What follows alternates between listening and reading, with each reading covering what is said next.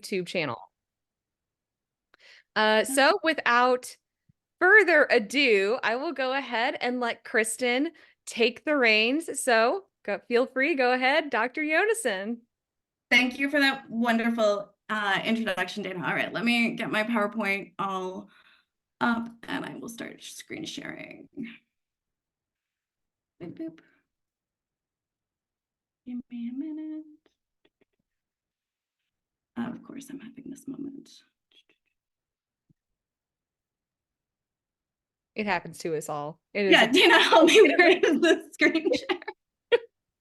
I am a million years old right now. I'm having a feeling. There we go. Share screen in bright green. Host disabled participant screen sharing. Oh, hang on. There you go. Share screen. All right. Share, and we should be able to make this one bigger.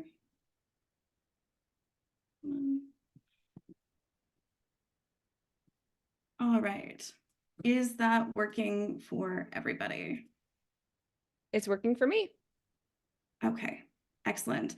Dana, in this, I cannot see any you or the comments or notes or anything, so just tell me, stop me if there are comments and things that people would like addressed. Okay. So the topic, what I've decided to call this is Beyond Words. And that's because I think we can do so much without needing any words at all to communicate things. So the classic one I would think is the bat signal that tells all of Gotham City what's up, what's happening, and with a very simple outline. But first, even after Dana's wonderful introduction, I want to give you a bit of an idea of why you should perhaps listen to me when I tell you about graphic design. So I do not have formal training in this, and most biologists do not get formal training in this. What I do have is that I'm a very visual thinker. I'm also dyslexic, so I have a reading disability and I struggle to read some words. I'm a slower reader. And I have, in fact, misspelled my PhD supervisor's last name on my final presentation. So I can make those mistakes, and I think that gives me a window into what it's like for many other viewers who are challenged when they're reading presentations. I have ADHD, so I have some difficulties paying attention, and I'm an artist. So I think all of these things that can be somewhat constraints also are strengths that help me communicate. So the overall presentation is going to be in two parts. First, just establishing that visuals are valuable, and then giving you some concrete tools to improve. All right. So basically, the value of visuals is growing in science. So graphical abstracts are becoming more requested and more common in scientific journals. Diagrams and the emphasis of them are important for grant proposals. And then social media is increasingly being used to promote research. And so if you're sharing your research, having a visual linked to that to get people interested can have a lot of reach. So papers that do have graphical abstracts or infographics get more likes, shares, and reads on social media, so they reach more people. But having good visuals also enhances understanding for both experts and non-experts. This Far Side comic is one of my favorites. It is saying that this is the Thagomizer, named after the late Thor Thag, who is killed by the Stegosaurus. But what's interesting to me is that paleontologists did not have a word for this part of a dinosaur until this Far Side comic, and then later actually adopted that name because of it. So it really sticks with you. The other interesting thing about visuals is they can increase the perceived truthiness. So not how true something actually is, but how true a viewer thinks something is. So how much they're going to believe you. And it was interesting delving into the psychology research of this. So information is perceived as more credible when it has a visual. But the cool thing is that this visual doesn't, even if the visual doesn't tell you anything about the claim, it still adds weight. So in this case, I have a picture of a giraffe here, because if my claim is giraffes are the only mammal that cannot jump, which is not true. If I show you that claim with this picture of a giraffe's head, you are more likely to believe me, even though this gives you no direct information about whether or not giraffes can jump. So just having a picture of some of your work next to your slide makes it seem more credible. There's another effect described in psychology called the picture superiority effect, which is well described, which is basically if you have the word cat and you ask people to remember what that word was you gave them 3 days later, about 10% of them will remember it. But if you give them a picture, about 65% of them will remember that 3 days after. So it really sticks in people's memory longer.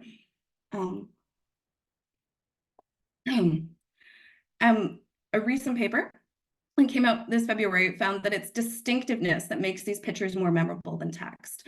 So if you have really dynamic text, that can help with how much people remember it. So you can think of branding that helps. So if I just say, bats collide with windows, you might remember that. This is my all-time favorite picture from a publication that shows a photograph of a Myota sodalis crashing into a glass window, demonstrating that it is not trying to land. And that picture and that paper have absolutely stuck with me when I consider those kinds of concepts. So not just thinking about having pictures, but having pictures that are a little bit memorable or distinct. All right. And then finally, good visuals can improve first impressions of your paper. So there was a research paper that took original graphical abstracts, so shown on the top here, and they asked the authors, hey, I thought your abstract kind of sucked. We'd like to make it better. And so they improved them on the redesigned, and then they gave viewers a questionnaire.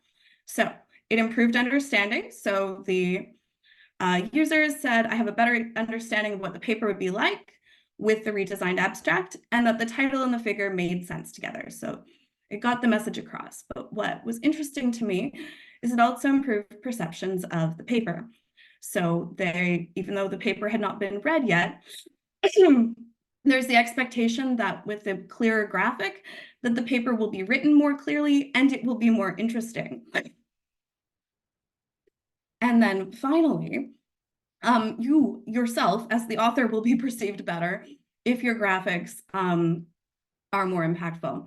So the authors seem intelligent is ranked higher when you have the redesigned graphics versus the originals. And also the science in the paper seems more rigorous. So not just having visuals, but kind of putting this all together. And so if we summarize all that, I know I kind of sped through it, but overall visuals are going to improve the attention your research gets, the understanding, how much people are actually comprehending the concepts, their feeling of truthiness or how real it is, people's ability to recall what you told them, their overall first impressions. And I would argue that all of this will come together to increase the impact of your research. Okay, so now that we can establish that visuals are important, I want to talk about some concrete things we can do to improve your visuals. So the first thing I want to talk about is accessibility, and not making it an afterthought, but really designing it in from the very beginning. Because if you make an entire figure and then you have to go back and change font size, color, etc., there's a little bit more reluctantness, or it might be more difficult, or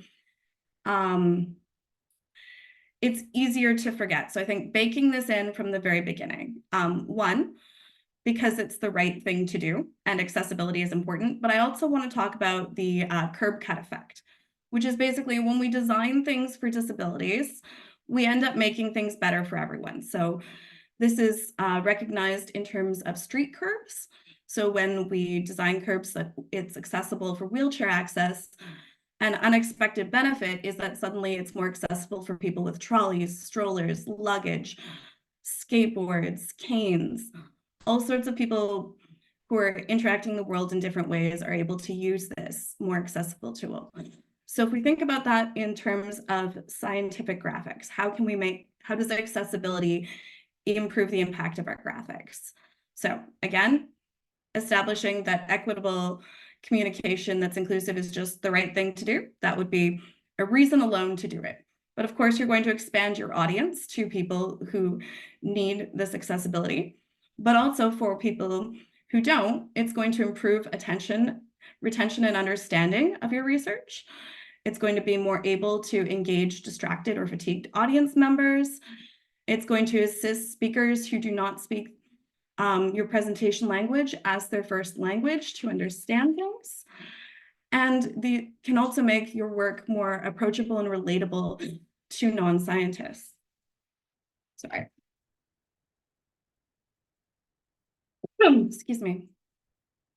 All right, so I want to establish that disability is absolutely in your audience. So it's not an abstract. So we have loads of kinds of permanent disabilities. For presentations, we typically think of sight, cognitive, hearing. So obviously there are permanent disabilities, for example, if you were blind. But I also want to emphasize that there are temporary disabilities. So you can have someone who is just tired, who had a concussion, who forgot their glasses that day, or situational. So maybe the environment is very distracting, it's very noisy around there. Other levels of disability that are not permanent that might not be what you initially think of. So disability is absolutely in your audience. It's not an abstract. So just knowing that that's guaranteed. Now, typically we think of vision, and of course, many people require glasses. A common one that's brought up is color blindness, particularly because it's so prevalent among men that you know that your paper will be viewed by colorblind reviewers, audience members, etc. But I also really want to emphasize cognition. So people who have things like attention issues, dyslexia, obviously depression and brain fog associated with long COVID can really affect cognition. And of course, many of us are fatigued or distracted or overwhelmed.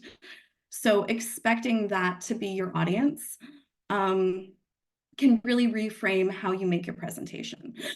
So the first thing I'm going to talk about is making everything bigger than you think you should, just uncomfortably large. So the first reason is, of course, this can aid in visual disability, but it also really helps people to see your work at a reduced scale.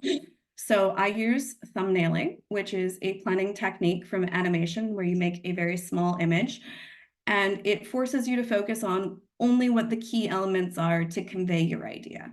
So grabbing a scrap of paper, I will usually use a Post-it note to plan out my figures.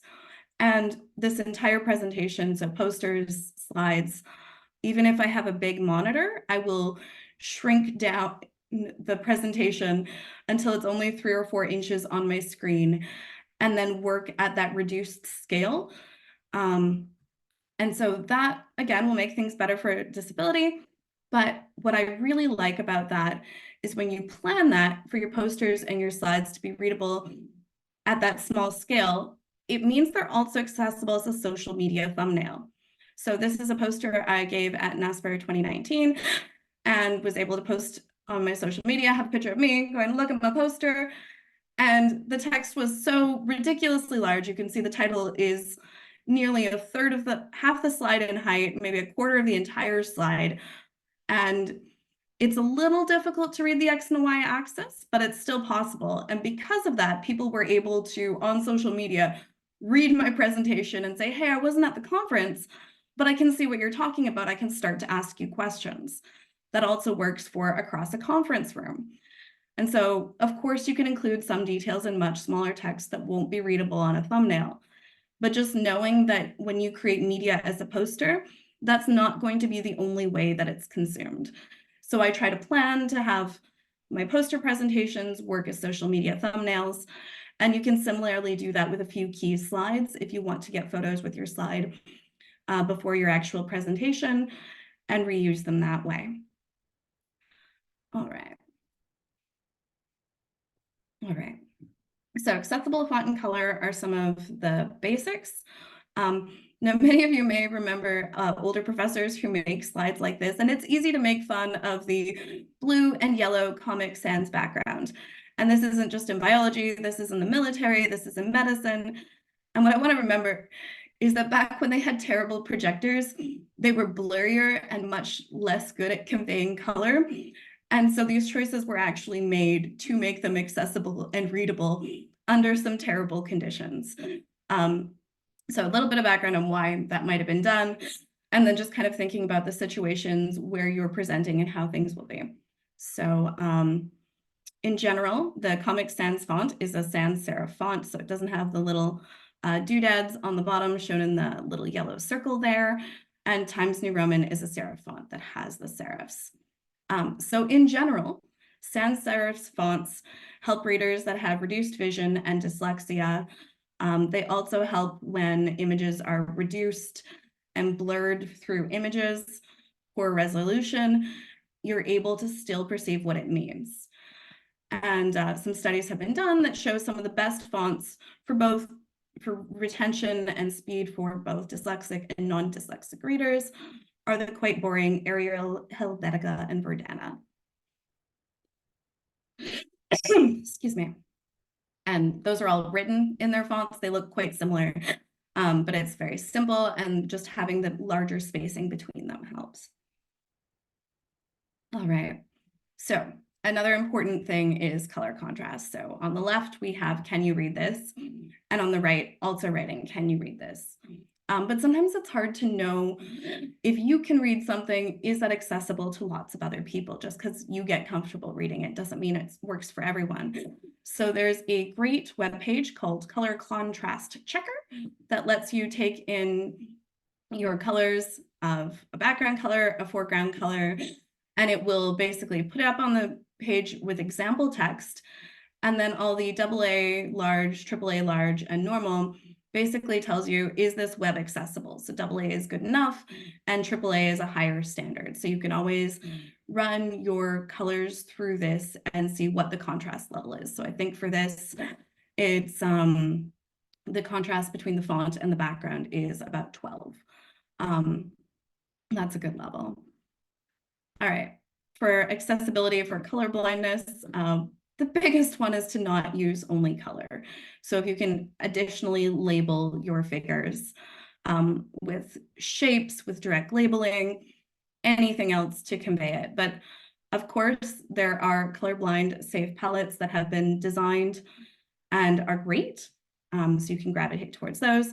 And if you have something that's not a palette, but more of an image, so you can't just pull out those hues and see if they're safe, Blinder is a color blindness simulator that will let you upload an image and then look through it and see, so is this field photo something that is accessible, that makes sense, that's still differentiable?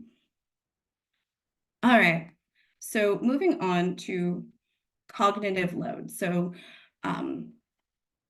cognition disabilities and how that affects learning. So basically, the idea is that when you overload working memory, it's more difficult to learn. So working memory holds on to only about 5 to 9 bits of information at a time, and you're able to process about 2 to 4 elements of that at most, and kind of process those for maybe a couple seconds, and you're going to lose most of the information in your working memory after about 20 seconds. So it's very similar to juggling a bunch of tennis balls. You can maybe have 5 balls in the air, hold on to a couple of them at the time, but you're going to start losing and dropping bits of information. What's interesting is that working memory does not have this limitation when it's handling information that's stored in your long-term memory. So that's more like having an entire shopping cart full of tennis balls of information that you've gained your expertise in over years. So why this is important is that you and your audience are working with different types of memory when you're conveying this information. So your audience is juggling this new information in their working memory and trying to process it, whereas you're working with your shopping cart of information where you're very familiar with your research. This is your expertise. And so it's very easy to forget that it might be more difficult for your audience to remember things, to coordinate concepts. And it may seem really obvious and accessible to you because you're working with your long-term memory. This also applies to experts in the field versus non-experts. So how do we reduce cognitive load so that it's easier to work with working memory? So one of the very simple things is to integrate text into the image. So this comes from a medical textbook that shows on the left non-integrated format of a diagram. So it has the text to the lower right describing what's happening, and it repeats a lot of the text as it labels things. Whereas in figure B on the right, the information about the right bronchus is on the, even though it's right and left or flipped in medicine. So it's on the correct side that it needs to talk about. And then directly below it are the different lobes that tell you that without the redundant text. Oops. And the same on the other side. So it might seem very minor for a reader to have to hold text on one side of an image and remember it when going to the other side of an image, but that's a little bit more work than having it right there. This also applies to labeling text within your diagram as opposed to just having a figure caption under your diagram, because that's one bit of information that the reader doesn't have to hold on to and move to the appropriate part of the diagram. So very simply in biology, one way you could do this would be to label your different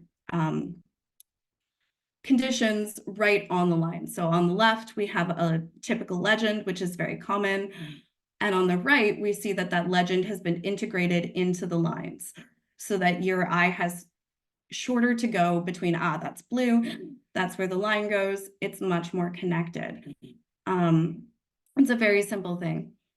And this can also help with color blindness. If there's some difficulty differentiating some of these colors, having them right attached to that label can be very helpful. All right. Another thing that can help retain when we're using graphics is to just use fewer words.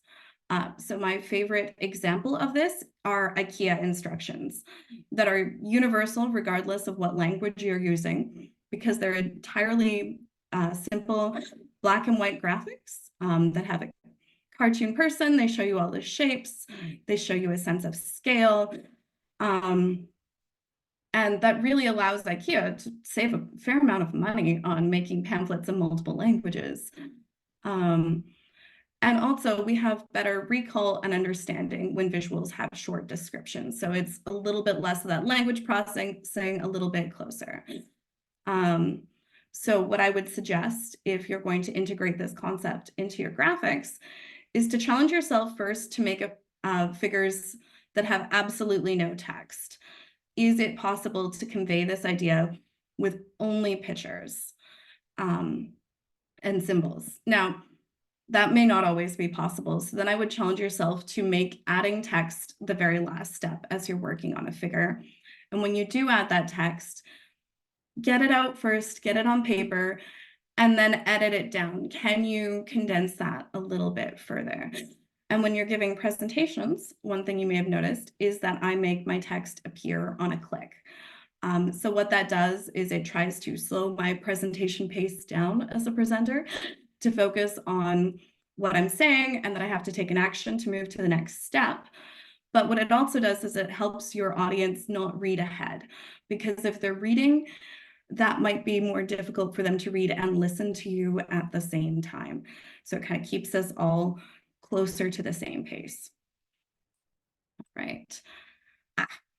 And then it also takes us longer to understand words if their attributes don't match the words. So a classic example of this is if I give you these words, red, blue, green, and purple, but the meaning of the word does not match the color.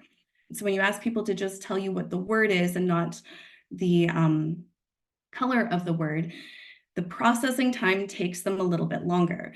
This can also apply to other attributes. So we have huge and minuscule written here that are, again, not matching with their attributes. So this seems like a minor detail, especially when you're very familiar with your work. But one of my personal pet peeves is when people have treatments that are lit and dark or unlit and lit, and the color of them is the opposite of what the actual treatment is. Because if I'm seeing open and closed dots on your figure and I have to go back and check the legend and the reverse of what my brain typically thinks, it can cause a little bit of confusion, a little bit slower processing. It's a little bit less intuitive. It's a minor detail, but if you are dealing with things like a light treatment, so you're testing red lights and green lights, I would just tend to color match that to, again, try and convey meaning.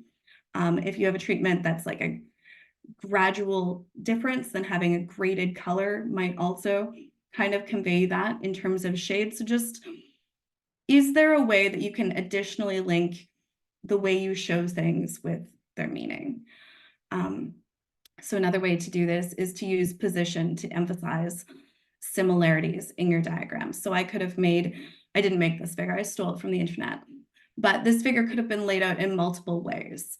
But what it does is it keeps the bat, the dolphin, and the submarine all in the same position on the figure, the same with their targets, the same with their echoes.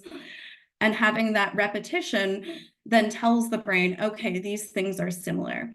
If everything was the same, the colors were the same, but you flipped the middle picture, that could be more confusing for the reader.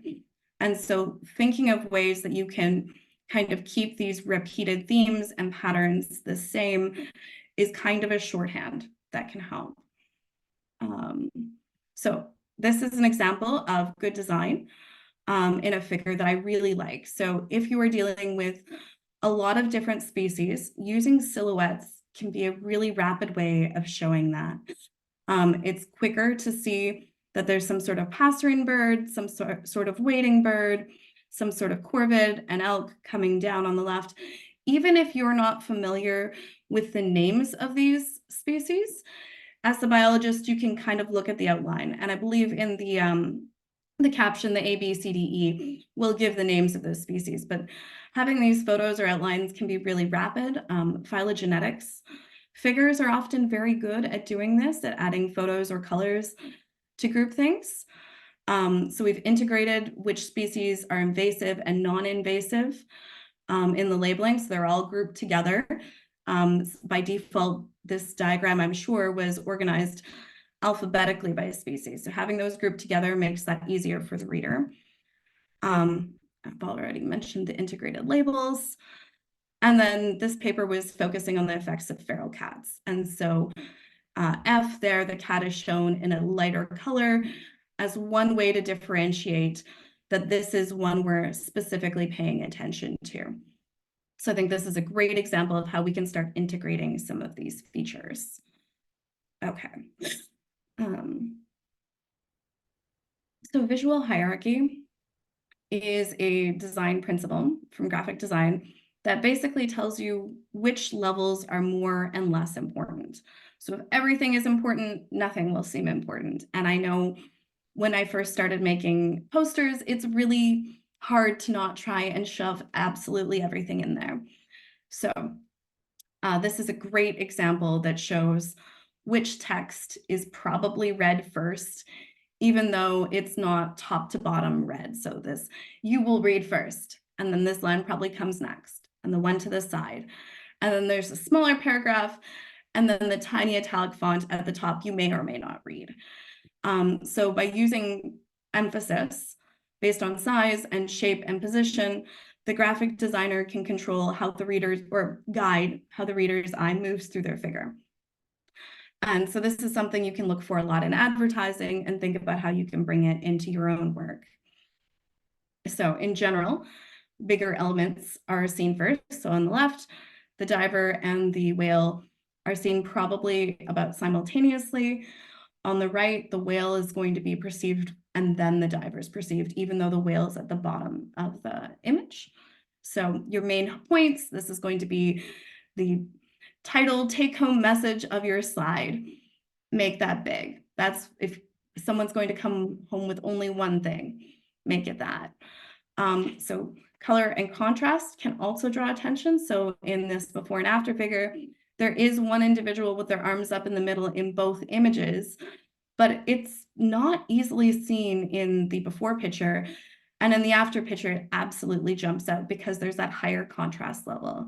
So again, you can go back to the color contrast checker, look at that, and have, if you have points you want to really, really emphasize, make sure that they're going to be in a higher contrast. And then if there are lines in your figures, you can also use those to direct the viewer's eye.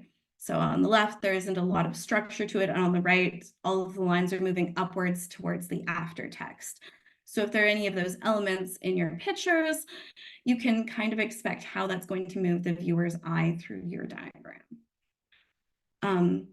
And then if you have space around objects, it can create emphasis. So good examples of this are when there's a lot of white space and just one really important thing in the middle. It's easy to see that space is wasted, but what it does is gives the eye a chance to rest and focus on the thing that is the most important. So it can be a way to emphasize and draw attention to things. So other blank space on the left is a much more crowded layout that has smaller margins. I think the words are the same size, it's just the spacing between lines. And if you have this bigger spacing, it can just make it a little easier on the eyes, make it a little bit more accessible, make it more likely that people will read your text. All right. Another feature we tend to have, at least in the English language, is people will write left to right, top down. In other languages, the prevailing reading pattern will be different or can be different, and that might affect how people with that native language will move through a figure. But generally speaking, if you're working left to right and top down, we can expect the viewer's eyes to move that way through a figure. So I am going to give an example of a paper that I co-authored on how bats perceive wind energy, and a typical, our figure 1 within the paper is set up as a typical figure where we have variables on the y-axis and x-axis and default moving left to right. And that's fine, that's a typical figure. But when I created a graphical abstract for this, I really wanted to emphasize motion from left to right. So I put the bat on the left, moving towards the right, towards the wind turbine. And I wanted to emphasize that movement. So instead of having the sensory challenges, so the variables listed alphabetically the way they are in the figure, I said, okay, I want the most important thing to be the most distant sensory cue. That's what I'm emphasizing in that paper. So I moved that to the top position to emphasize some of that triangular shape and what's happening. And then instead of having words to describe all the sensory challenges that bats are experiencing and exposed to, I drew little graphics in PowerPoint very simply to try and convey those ideas. So even if you don't know exactly what each of those cues are, you can see, there are more of them in the vision quadrant than the touch and the audition quadrant. And you can see that they're happening further out. And you can look at them and read the paper and learn more about what these things are and how they're perceived. But it gives you a general overall feel. It also tells you that this is about bats and wind turbines, whereas the other figure, the text is much smaller, it's much harder to see. The words are smaller, and that's fine for a figure within a paper, but for a graphical abstract that you really want to grab attention from further away, be read at a further distance and get people into your paper, having the larger text that's more limited in text can be a lot more beneficial. And then a minor thing I did is I decided vision should be red because the lights I was focusing on were red obstruction lights were the most important cue I felt. So I made vision red, and the other colors weren't as important, but that's where that came from. So that kind of gives you an idea of how we can start to integrate some of these principles into our figures. So make your initial figure that makes sense to you, and then see how you can play with it and play with how the reader's eye is going to move through your figure to fine tune it. And then one of my kind of last take-home concept is taking science and action photos. So this is a term that Liam McGuire told me when I was working with him. He goes, science and action, let's take some photos. And I'd never thought that carefully about taking photos in the field before, but I became much more of a field photographer, in part because I had some slow field seasons where there wasn't a lot else to do. And then that became a lot more integrated. So I come up with a checklist before I go out and even start my research of the kinds of presentations I'm going to make and what I want to take with me. So this generally includes researchers.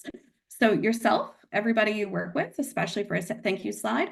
So your field site, it seems obvious, and you might take a picture of the sign where your research is taking place, or just it's at your field site, so it counts. But what I really want to highlight in any of my field sites photos are important features. So this one showing Fran Hutchins working in a cave underground, you can go like, okay, this is cave work, and obviously these caves require respirators, so there's some gear involved. That's the kind of environment they are. Are there other features of your site? Are they cold? Are they hot? Is it particularly rainy? Is the canopy structure important? Like, how can you show that in a photo to really hammer that home to your audience? So obviously techniques that you're using and equipment, your study species. A sense of scale is important and often missed. So is this giant equipment? Is this small equipment? How big is your field site? And then what I try to do is get all of these elements together. So how many can I get into the same photo where I have a researcher, I have a sense of scale, I show some techniques to be really efficient with that. And I also think it's really important to get photos of you doing research. And sometimes that takes a little bit, or you're working alone, or you have to ask someone to say, please take a photo of me posing while I do this thing. But what I think is really important about that is when you have those images, it reinforces to your audience that you are the one doing this research. And so when they go, do I know anyone who works with this species, who works in this type of environment, they'll be more likely to remember that photo of you doing the thing and connect you with your research. So I take photos that are background photos that I'm planning to use for presentation titles or poster backgrounds. This is the poster background I used for the poster I showed you earlier. Typically, it's better if these are high resolution. So if you have access to a handheld camera, it's particularly good to have that for night photos where you can get a tripod, set it up. That's not always accessible, but if it is, that can be really beneficial. And then I plan out these images so that it is mostly empty space to write text on. So most of the image is low contrast, low clutter, and you can fit a lot more in there. And then just having an idea, do you want this to be horizontally oriented for a cover slide where you might put your title, or if you're planning on this to be a poster background, just take a few, have them in your back pocket. So this is one of my favorite slides that I used to explain mist netting at one of our sites in Hawaii, where there were these tiny ponds that were above the cloud line. It's really open habitat. It was a great way to kind of explain this. But I also have radio tracking in urban areas. And so this was very much a posed photo going like, okay, sometimes this is challenging. And if you can't show everything in a photo, it's okay to take a little cartoon and add it in on top to show this is a bat with its little radio transmitter giving it its radio waves, and we're looking for it. But this gives people an idea of the kind of environments we were working in. So here I wanted to emphasize that this was not a wild environment that was remote. It was very much urban cottage country where we were doing this work. And then you can take images that are more intended to be on slides. So I tend to have my slides be about half picture. And so for this, cell phone photos typically have fine resolution. What I wanted to work on here is that the background distractions are really low. So there isn't a sign in the background saying there's a sale on. There isn't other equipment. There's a lot of open sky. There's a lot of forest. The Yagi antenna can be seen really clearly.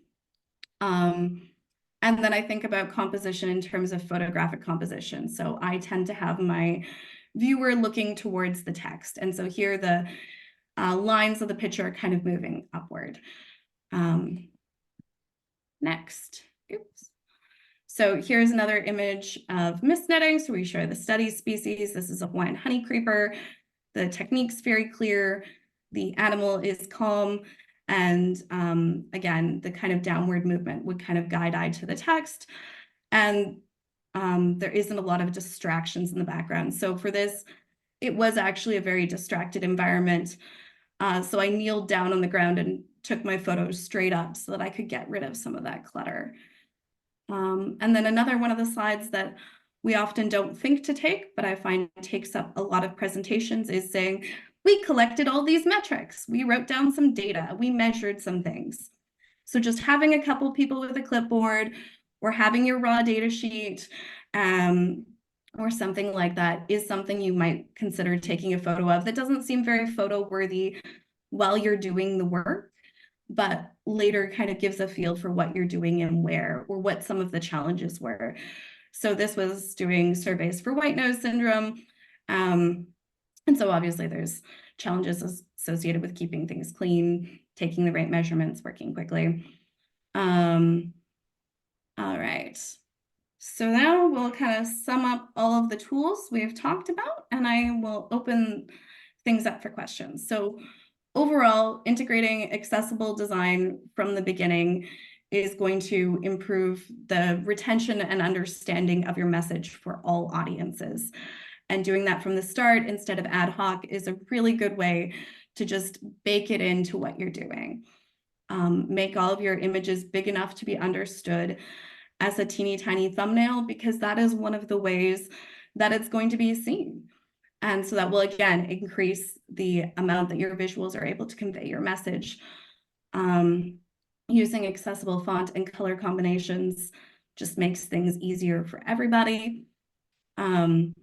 Ways that you can reduce demands on working memory to make things very clear, not have viewers have to move things across, have things less confusing, is going to improve their ability to focus on your message and learn that. And just remember that you are at such an advantage compared to your audience when we're talking about working memory and the things they know and what they're trying to integrate, so that a visual that's very accessible to you, that have been working on it for quite some time, might take a lot more cognitive work for your audience. So ways to reduce that load is going to make it much more accessible. If you take principles from visual hierarchy and design, we can start to see how users' eyes are going to move through your image, and you can use some of those techniques to kind of guide emphasis and process through things. And then pre-plan your fieldwork photos and make sure you take them. And with that, I will say thank you and open things up for some questions. All right. Thank you so much, Kristin. And again, I think that this is a topic that we don't get enough exposure to.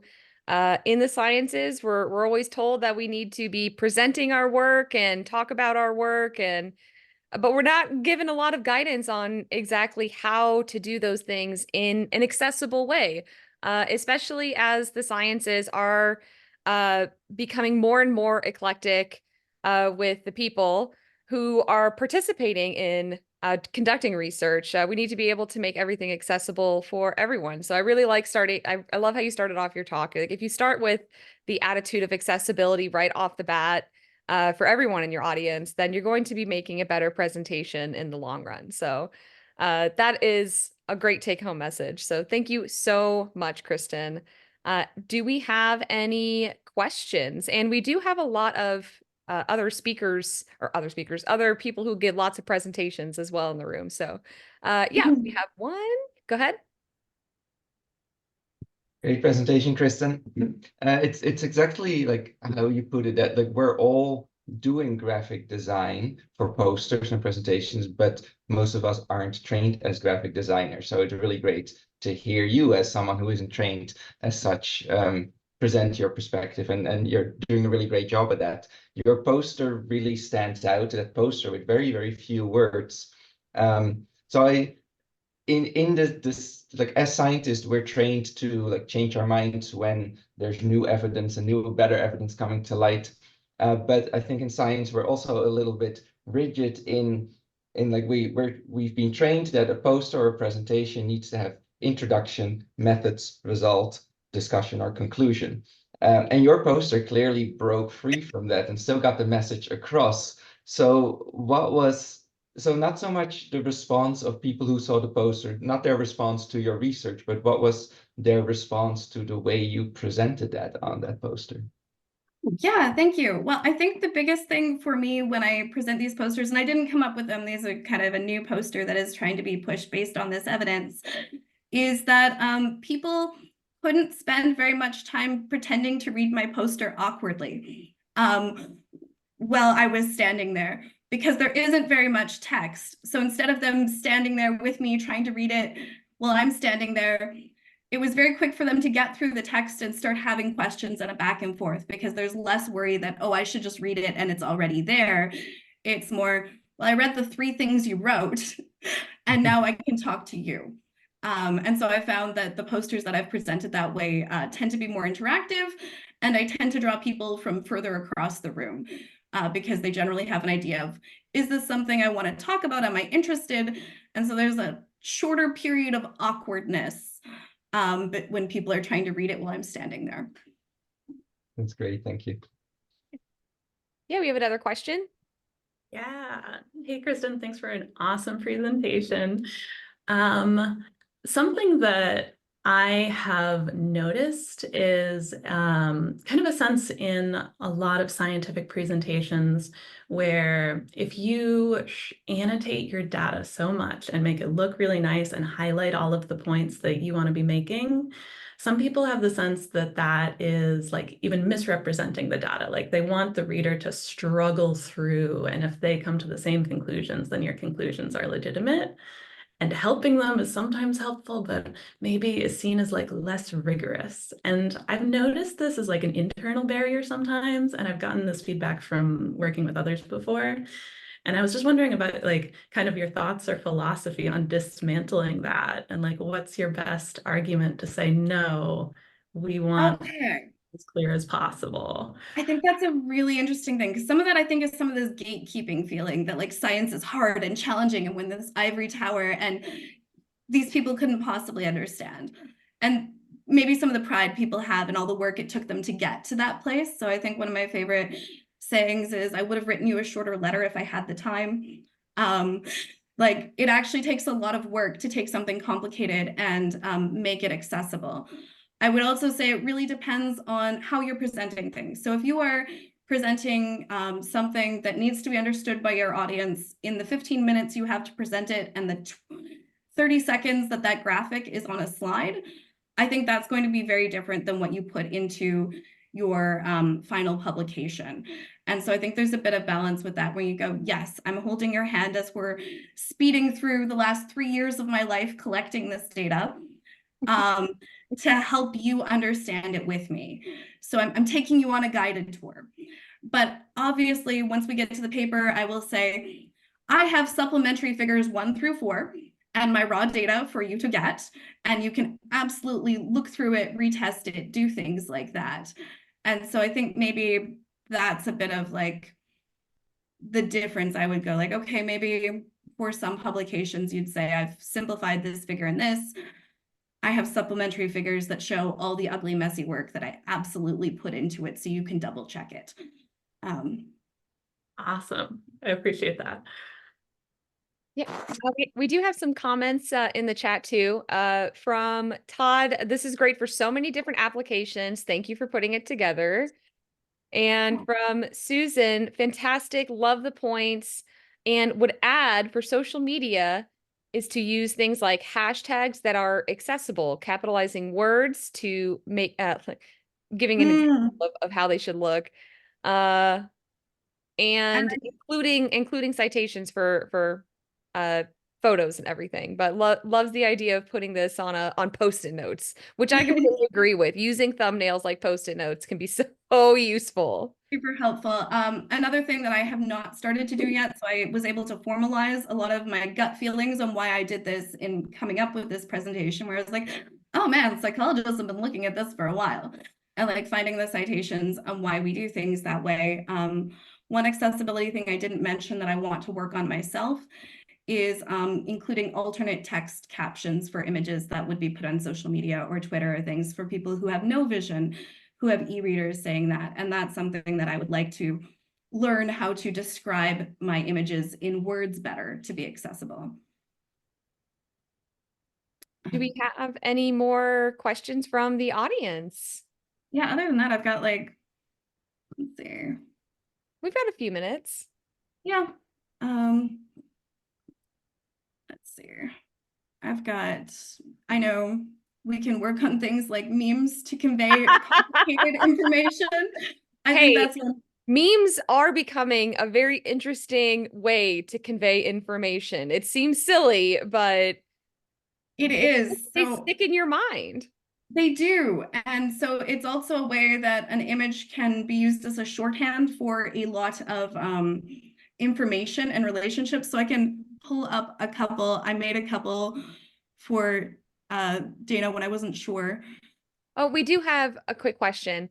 Do Oh, you yeah. use QR codes for people who decide that they do want more information?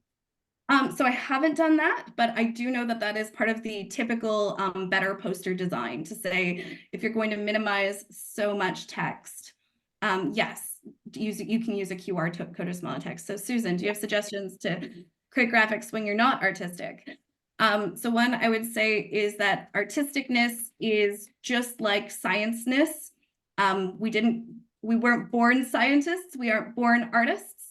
It's something you can take and work at and move on. So there are tons of resources on the web to go, like, how do I want to work on my photo composition? How do I want to work on these things? So one, I think you can be an artist and you can work on that. Now, if you don't want to draw your images, obviously that can be a lot. So you can do some very basic things with clip art.